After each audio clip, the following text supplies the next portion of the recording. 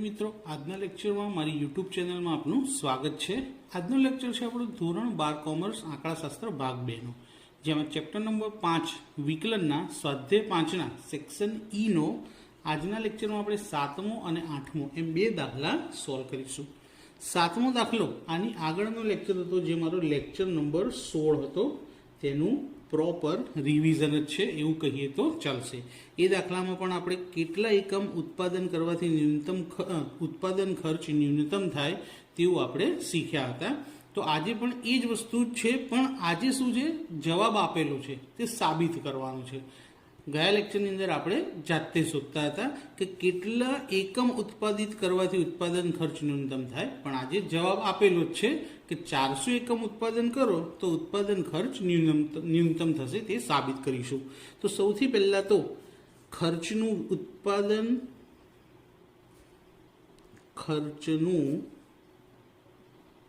વિધેય, જેને સી કહીએ છીએ, આપણે લખી દઈએ। કેટલું છે? 1500 પ્લસ 0.05x માઇનસ 2√x। હવે જ્યારે ઉત્પાદન ખર્ચ ન્યૂનતમ થાય એના માટે આપણે જો ઉત્પાદિત એકમ શોધવા હોય તો પહેલાં તો પ્રથમ વિકલન કરવું પડે, એટલે કે જે ખર્ચનું વિધેય આપ્યું છે એનું વિકલન કરીએ। સીનું વિકલન એક્સની સાપેક્ષે dc/dx। 1500 અચળ સંખ્યા છે એટલે એનું વિકલન શું થાય? 0 નથી લખવું। 0.05x, એક્સનું વિકલન શું થાય? 1। તો 0.05 ને 1 સાથે ગુણતા 0.05। ત્યારબાદ માઇનસ 2 આપ્યા છે એમને એમ લખી દઈએ, ગુણ્યા √x નું વિકલન। √x નું વિકલન કરીએ તો √x નું વિકલન થાય છે 1/2√x। તો 2 ઉડી ગયા, તો શું વધ્યું? 0.05 માઇનસ 1/√x। આ મળ્યું આપણને પ્રથમ વિકલન dc/dx। અહીં લખી દઈએ આગળ। હવે શું કરીશું કે dc/dx બરાબર 0 મૂકતા, તો dc/dx ની જે કિંમત મળી એની ઇક્વલ શું લખી દઈશું? 0 લખી દઈએ। તો આ 0.05 માઇનસ 1/√x બરાબર 0। હવે માઇનસ 1/√x સામે લઈ જઈએ તો કેવા થઈ જશે? પ્લસ થઈ જાય। √x ઉપર 0.05 નીચે, તો √x બરાબર 1/0.05। હવે કેલ્ક્યુલેટરની અંદર 1/0.05 કરીએ તો જવાબ મળશે આપણને 20।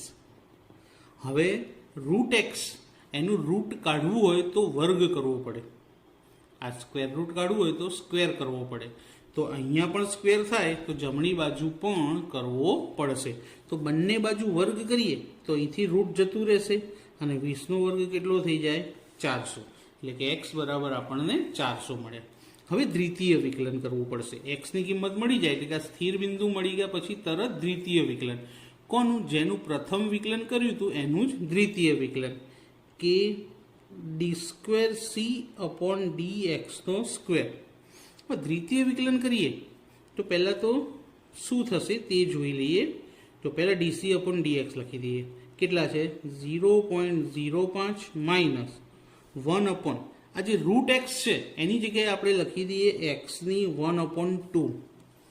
xની શું લખી દીધી? 1/2। હવે આ 1/2 ને ઉપર લઈ જઈએ તો dc/dx બરાબર 0.05 માઇનસ એક્સની માઇનસ 1/2। છેદમાંથી અંશમાં પદ લઈ જઈએ તો ઘાત પ્લસની શું થઈ જાય? માઇનસ, અને માઇનસ હોય તો પ્લસ। હવે દ્વિતીય વિકલન d²c/dx², અચળ સંખ્યા છે એટલે એનું વિકલન શું થઈ જાય? 0 માઇનસ, અહીંયા ઘાત આગળ આવશે, માઇનસ 1/2, અને એક્સની જે ઘાત છે એમાંથી 1 માઇનસ થશે। હવે બાદ બાકી કરીશું આની। પહેલાં તો અહીંયા માઇનસ માઇનસ પ્લસ, તો અહીંયા ઉપર લખું કે d²c/dx² બરાબર 0 તો લખાશે નહીં, માઇનસ માઇનસ પ્લસ એટલે 1/2। એક્સની જે ઘાત છે એમાં ચોકડી ગુણાકાર થશે. -1 અને 2 એકા 2 કેવા માઇનસ, અને આખાના છેદમાં પણ બગડો. તો એક્સની -1 -2 આખાના છેદમાં 2. તો 1/2 અને એક્સની -3/2. તો માટે d²c/dx² બરાબર, હવે માઇનસ ઘાત છે એને પ્લસ કરવી પડશે. તો ક્યાં લખાશે? 1/2 એની જોડે એક્સની 3/2. હવે d²c ની અંદર એક્સની કિંમત કેટલી મળી હતી આપણને? 400. આની અંદર મૂકીએ તો d²c/dx² માં x બરાબર 400 મૂકતા, તો d²c/dx² બરાબર 1/2m. એક્સની જગ્યાએ કેટલા લખવાના છે? 400, અને ઘાત કેટલી? 3/2 બરાબર 1m, 2m. હવે 400 એટલે 20ની 2 ઘાત થાય. 20 × 20 કરીએ એટલે 400 થાય. તો 400ની જગ્યાએ શું લખીએ? 20ની 2 ઘાત, અને બહાર કેટલી ઘાત છે? 3/2. તો જો 2 ઉડી ગયા, શું વધ્યું? 1/2 કૌંસમાં 20ની કેટલી ઘાત વધી? 3. તો 1/2 20ની 3 ઘાત એટલે 20 × 20 × 20 એટલે 8000. 1/8 દુ 16000. હવે જવાબ પ્લસ આવ્યો. પ્લસ જવાબ 0 કરતાં કેવો હોય? મોટો. હવે જવાબ મોટો આવ્યો એટલે ખર્ચો કેવો મળશે? ન્યૂનતમ. તો માટે x બરાબર 400 એકમો ઉત્પાદિત કરવાથી ખર્ચ ન્યૂનતમ થાય. સાબિત થઈ ગયું, કારણ કે આપણે એક્સની જગ્યાએ કેટલા મૂક્યા હતા? 400, અને જવાબ મળ્યો પ્લસ. તો એક્સ બરાબર 400 એકમ ઉત્પાદિત કરીએ તો ખર્ચો ન્યૂનતમ થાય. હવે જોઈએ આપણે દાખલા નંબર 8. તો વિદ્યાર્થી મિત્રો જોઈએ કે દાખલા નંબર 8માં શું કીધું છે કે એક વસ્તુની માંગનું વિધેય, માંગના વિધેયને પી કહેવાય છે, સ્મોલ પી, 30 - x² / 10 છે. અને મહત્તમ આમદની માટે આપણે માંગ અને એની કિંમત બંને વસ્તુ શોધવાની છે. તો સૌથી પહેલા માંગનું વિધેય લખી દઈએ કે માંગનું વિધેય p બરાબર 30 - x² / 10. હવે મહત્તમ આમદની શોધવા માટે પહેલા આમદની વિધેય જરૂરી છે. તો આમદની વિધેય શોધી લઈએ કે આમદની વિધેયને આપણે r કહીએ છીએ. શું કહીએ છીએ? r. અને એનું સૂત્ર છે p × x. શું સૂત્ર છે? p × x, જેમાં p ની કિંમત આપણને ખબર છે. તો માટે r બરાબર p ની કિંમત શું છે? 30 - x² / 10 × x. આ એક્સને અંદર ગુણીશું બંને સાથે. તો પહેલાં 30 સાથે ગુણીએ તો 30x, માઇનસ એક્સને x² સાથે ગુણીએ તો x³ / 10. આ આપણને શું મળી ગયા? r મળ્યા.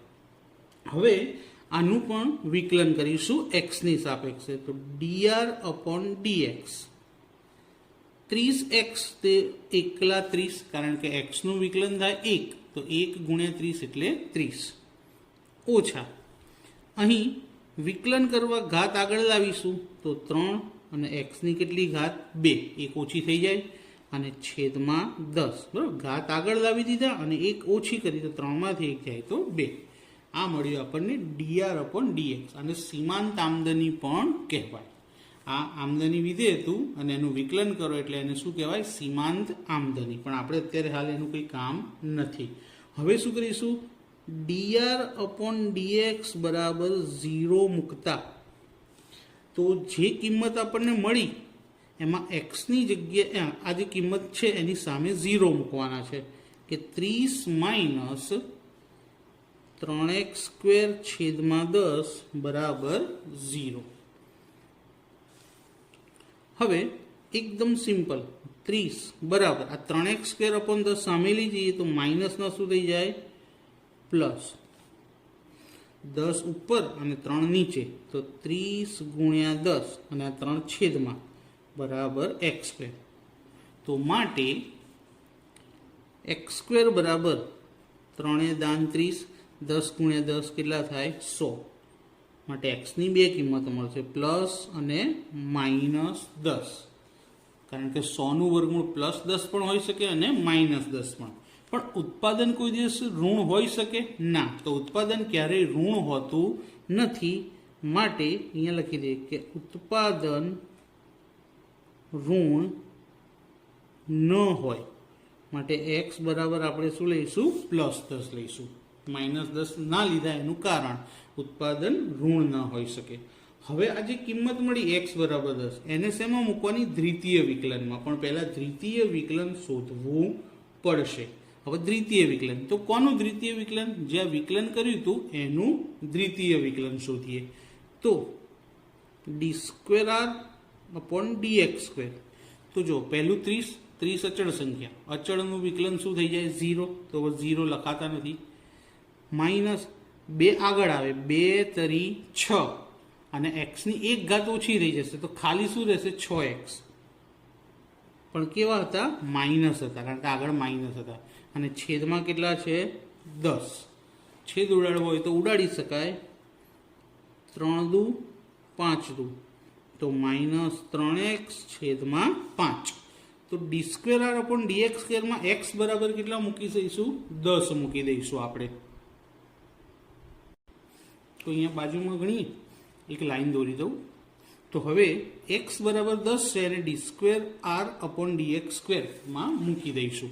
તો લખીએ કે d²r/dx² માં x બરાબર 10 મૂકતા તો d²r/dx² હતા કેટલા જો -3x છેદમાં 5. તો અહીંયા લખી દઈએ પહેલાં કે -3x છેદમાં 5 જેમાં x ની જગ્યાએ કેટલા મૂકવાના નક્કી કર્યા 10. તો x ની જગ્યાએ 10 મૂક્યા છેદ ઉડી જશે. હવે જુઓ 5 દુ 10 તો જવાબ શું આવશે -6. -6 0 કરતાં નાની કિંમત.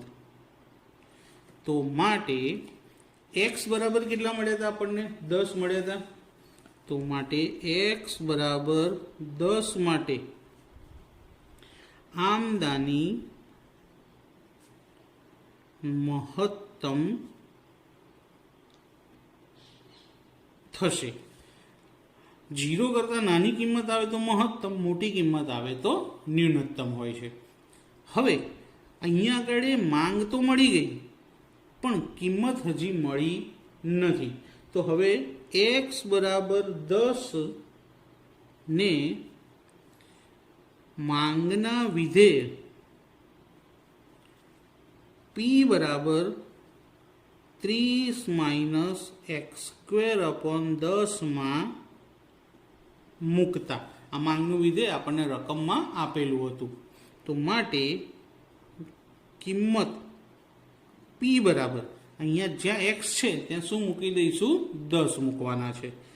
30 - x ની જગ્યાએ 10² છેદમાં 10. 30 ઓછા 10નો વર્ગ કેટલો થાય 100 છેદમાં 10. 0 ઉડી જશે. 30 ઓછા 10 બરાબર કેટલા 20. તો શું જવાબ થશે કે માટે મહત્તમ આમદાની માટે માંગ બરાબર 10 અને કિંમત ₹20 થાય. અહીંયા આગળ આપણો દાખલો પૂરો થાય છે મિત્રો. સ્ટેપ બાય સ્ટેપ યાદ રાખજો. પહેલાં પી ઉપરથી શું શોધ્યું આમદાની વિધેય તેનું વિકલન કર્યું બરાબર 0 મૂક્યા અને સ્થિર બિંદુ x શોધ્યું જે 10 મળ્યા. ત્યારબાદ દ્વિતીય વિકલન કર્યું અને દ્વિતીય વિકલનમાં x બરાબર 10 મૂકીને દાખલો ગણ્યો. કિંમત મળી ઋણ. ઋણ કિંમત મળે માટે આમદાની મહત્તમ થાય. જો પ્લસ મળે તો ન્યૂનતમ થાય પણ ઋણ મળી એટલે મહત્તમ. હવે માંગ મળી ગઈ આપણને કે 10 હતી. હવે કિંમત શોધવા માટે આ x બરાબર 10 ને માંગનું વિધેય જે આપણને રકમમાં આપેલું હતું એમાં મૂકી દીધું તો કિંમત કેટલી મળી આપણને 20 રૂપિયા. અને પછી આન્સર લખી દીધો કે મહત્તમ આમદની માટે માંગ 10 અને કિંમત રૂપિયા 20 થાય. તો મિત્રો આજનો લેક્ચર કેવો લાગ્યો? જો પસંદ આવે તો મને કોમેન્ટ કરીને જરૂરથી જણાવજો. વિડીયોને લાઇક કરજો, શેર કરજો અને ચેનલને સબસ્ક્રાઈબ કરવાનું ભૂલતા નહીં. Thank you.